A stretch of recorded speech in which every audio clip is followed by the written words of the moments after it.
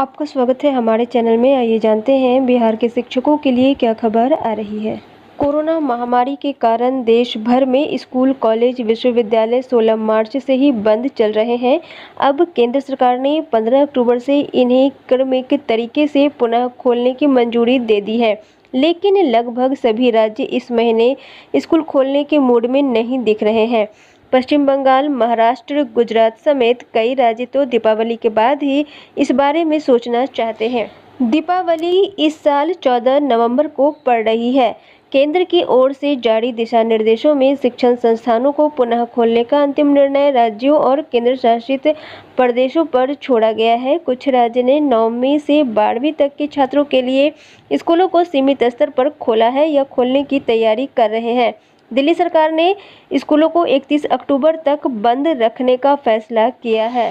इसके बाद हालात की समीक्षा की जाएगी। कर्नाटक सरकार ने कहा है कि उसे स्कूलों को पुनः खोलने की कोई हड़बड़ी नहीं है और वह सभी पहलुओं का अध्ययन करने के बाद इस बारे में निर्णय लेगी। छत्तीसगढ़ सरकार ने कहा है कि राज्य के स्कूल महामारी के मद्देनजर अगले आदेश तक बंद रहेंगे।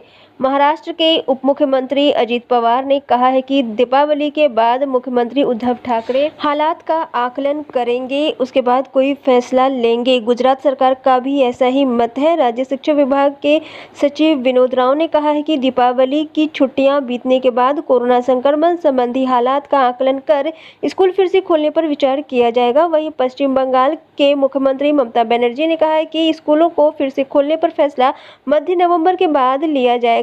वहीं हरियाणा सरकार 6ठी से 9वीं तक के छात्रों के लिए स्कूलों को फिर से खोलने पर विचार कर रही है ताकि वे शिक्षकों से मार्गदर्शन प्राप्त कर सके, लेकिन इस बारे में अभी तक कोई अंतिम निर्णय नहीं हुआ है। इसके अलावा आंध्र प्रदेश सरकार ने भी 2 नवंबर तक सामान्य तरीके से कक्षाएं बहाल नहीं करने का फैसला लिया है और मध्य प्रदेश के स्कूल शिक्षा राज्य मंत्री इंदर सिंह परमार ने कहा है कि प्रदेश में 8वीं तक के बच्चों के लिए स्कूल फिलहाल नहीं खुलेंगे। राज्य में 21 सितंबर से सीमित छात्रों के साथ 9वीं से 12वीं के लिए स्कूलों को खोला गया है।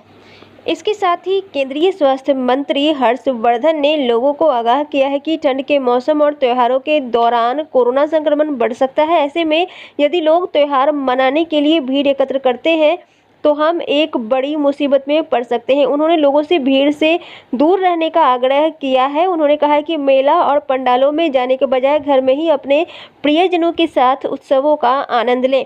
वहीं केंद्रीय स्वास्थ्य मंत्री हर्षवर्धन ने ये भी कहा है कि सरकार ने देश में कोरोना वैक्सीन के इमरजेंसी इस्तेमाल की मंजूरी पर फिलहाल कोई निर्णय नहीं लिया है।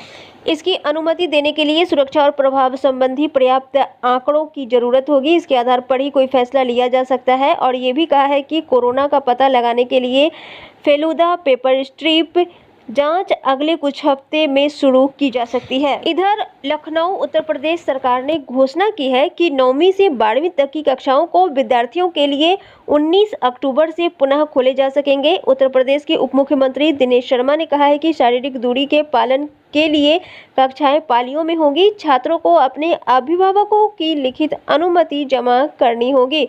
वहीं कर्नाटक में कई शिक्षकों के कोरोना वायरस से संक्रमित होने की खबरों के मद्देनजर मुख्यमंत्री बीएस येदियुरप्पा ने रविवार को राज्य में सभी प्रकार की स्कूली गतिविधियों के लिए 12 से 30 अक्टूबर तक छुट्टी का आदेश दिया है। इस दौरान ऑनलाइन शिक्षा का विद्यागमा कार्यक्रम भी बंद रहेगा। वहीं राज्य में स्कूली शिक्षा पर कोरोना काल का ऐसा असर पड़ा है कि पहली से 8वीं तक के तकरीबन 2 करोड़ बच्चों को पढ़ाई के लिए स्कूल गए अब 7 महीने पूरे हो गए हैं। कोरोना के खौफ को लेकर मम्मी पापा अभी भी बच्चों को स्कूल भेजने के लिए राजी नहीं है, अर्थात अभिभावक नहीं चाहते हैं कि बच्चे स्कूल जाए। यही वजह है कि 9वीं से 12वीं तक की कक्षाओं में 33% बच्चों की उपस्थिति की बात तो दूर रही, 5% छात्रा भी नहीं पहुंच रहे हैं। कोरोना से बचाव के लिए स्कूलों में पढ़ाई की घंटी 13 मार्च से नहीं बजी है। पहली से 8वीं कक्षा के बच्चों की बात करें तो उन्हें पढ़ाई के लिए स्कूल गए हुए सोमवार अर्थात 12 अक्टूबर को 7 महीने पूरे होने वाले हैं। हालांकि कोरोना से बचाव को लेकर गत 22 मार्च को राष्ट्रीय स्तर पर जनता कर्फ्यू लगाया गया है और उसके एक दिन के बाद पूरे देश में लॉकडाउन हो गया।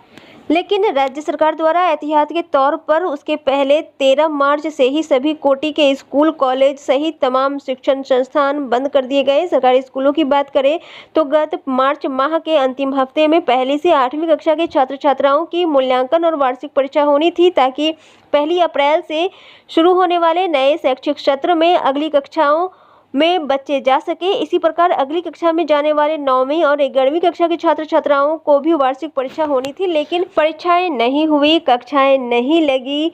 कोरोना काल के कारण बच्चे स्कूल नहीं जा सके। अगली कक्षा में जो बच्चे प्रोन्नत होने वाले थे उनको भी मुश्किल हो रही है। मुश्किल से 5वीं तक की पढ़ाई वाले प्राइमरी स्कूलों में 5वीं कक्षा में प्रोन्नत हुए छात्र छात्राओं को मिडिल स्कूलों में 6ठी कक्षा में दाखिल को लेकर के मुसीबत खड़ी हो गई है। ऐसी ही मुश्किल 8वीं तक की पढ़ाई वाले मिडिल स्कूलों से 8वीं कक्षा में प्रोन्नत हुए छात्र छात्राओं के सामने भी खड़ी हो गई है। इधर बच्चों की शिक्षण प्रक्रिया को लेकर दूरदर्शन बिहार पर कार्यक्रम चलाए जा रहे हैं ताकि बच्चे पढ़ सके। विद्या वाहिनी बिहार ऐप पर भी अपलोड किया जा रहा है। जो भी पढ़ाई हो रही है उसे सब ऐप पर डाला जा रहा है ताकि छात्र छात्राओं को किसी भी प्रकार की परेशानी नहीं हो।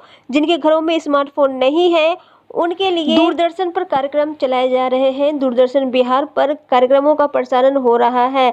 आपको बता दें कि 198 दिनों के बाद 28 सितंबर को 9वीं से 12वीं पढ़ाई वाले स्कूलों को मार्गदर्शन कक्षा के लिए खोला गया, तो उसमें छात्र छात्राओं की उपस्थिति नगण्य थी। 6ठी से 9वीं कक्षा में दाखिले के लिए टीसी बनने शुरू हो गए हैं। बाद में बच्चों का दाखिला भी शुरू हुआ। 11वीं कक्षा में बच्चों के दाखिले शुरू हुए। तो इस तरह से बच्चों का दाखिला हो रहा है। कुछ बच्चों को एडमिशन भी करवाना है। ये सारी जिम्मेदारी शिक्षकों की है। वहीं देश भर में स्कूलों के खोलने पर अभी फैसला नहीं हुआ है। दशहरा, दुर्गा पूजा और दीपावली, छठ के बाद ये फैसला लिया जाएगा कि स्कूल खुलेंगे या नहीं खुलेंगे। इसके लिए अलग से नई गाइडलाइन जारी की जाएगी। इसके बाद ही स्कूल खोलने पर बड़ा फैसला लिया जाएगा। केंद्र सरकार ने कहा है कि स्कूलों को अगर खोलना है तो सभी राज्य अपना अलग अलग गाइडलाइन जारी करें। जल्द से जल्द ये गाइडलाइन जारी होगी, जिसके बाद स्कूल खोलने पर फैसला लिया जाएगा। अगर स्कूल खुलता है तो बच्चों के लिए घातक होगा, क्योंकि कोरोना अभी भी तेजी से फैल रहा है। वहीं सभी स्कूलों को अब दीपावली, छठ के बाद खोलने पर निर्णय लिया गया है। जैसा हालात होंगे उसी तरह का काम किया जाएगा। आज की खबरों में बस इतना ही। शिक्षक संबंधी सभी प्रकार की खबरों के लिए चैनल को सब्सक्राइब करें। अगर आपको ये वीडियो पसंद आया है तो वीडियो को लाइक एवं शेयर करें। वीडियो देखने के लिए बहुत बहुत धन्यवाद।